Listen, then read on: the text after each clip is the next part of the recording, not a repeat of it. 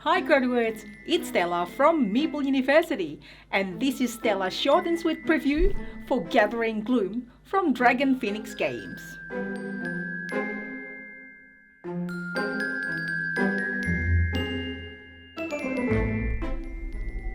Hello, I'm Stella Charming, the ghost of the Charming family. Here to work with my family to resolve the crises that the villagers have caused. How could they do this to my family of witch, vampire, werewolf, zombie and mad scientist? We have to work together to get rid of the evidence, get rid of those in our way, and collect the resources before gloom dawns upon us. The game plays 1 to 4 players with mechanics such as cooperative play, icon matching, and deck building. The game is of medium complexity. In Gathering Gloom, players work together to collect the required icons to resolve waves of crisis cards before Gloom reaches 50. Despite the title, you don't actually want to gather Gloom. Gloom is bad. Get 50 in Gloom track and you're dead. We're already dead. You lose. In the game, you start with your deck of cards and some cards in hand, and on your turn, you can move once for free and play as many actions that you can afford. Actions dictated on cards in your hand, or move to various village locations and do the actions there. Actions usually cost icons, so that's the limit of your actions. Your main goal is to go to these locations, have matching icons on your player board, cards, tokens, minions that you recruited to get rid of these crisis cards. Complete an amount of cards depending on the level of difficulty to win. Well, how do you get those icons? You start with asymmetric icons each on your board. Your cards can be used as icons instead of the action text. You can go to cemetery or use a card to harvest a soul, gain a one-use icon. You can turn villagers into your minions using this card. Then once per turn, you can exhaust them to use its icon. Those are the main ways you get icons.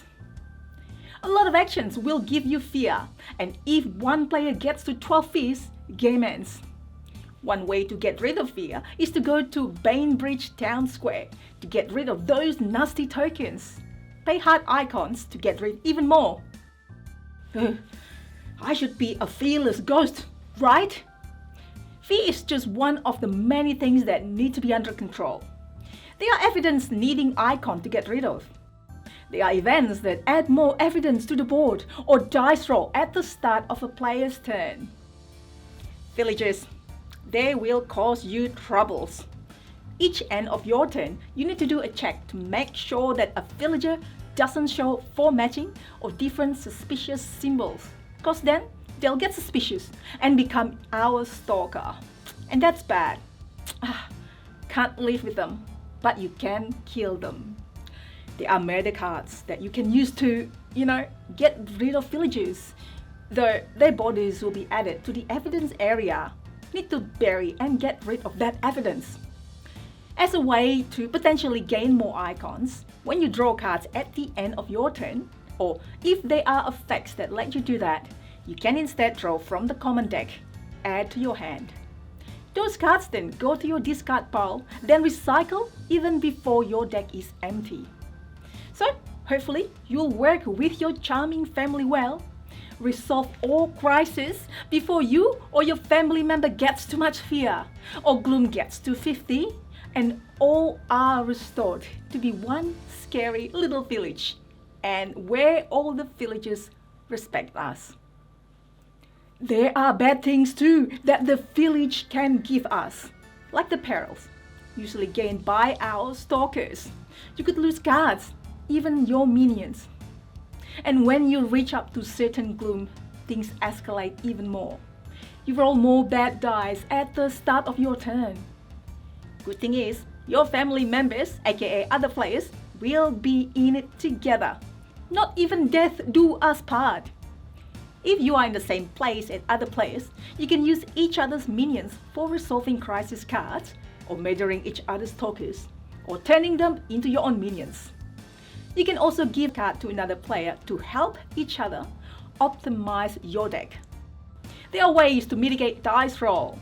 You can have these handy dandy recast tokens to reroll, especially the peril icons that result in peril cards that can do really bad things like lock you up in crypt or jail. You or other player can help you by collecting certain icons to get you out. So, will you work together to solve all crises? Bury all evidence like nothing ever happened.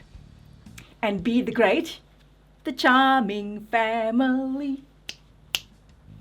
So, thanks for watching, folks. Check out Gathering Gloom project page. I'll put the link in the description below. The components featured in this video are prototype, so rules and artwork are not final. You would help us by like the video, subscribe and hit the bell, and comments below if you want me to make more of these videos. I also share my board games journey on Instagram. Hopefully, I will see you there too. See you next time.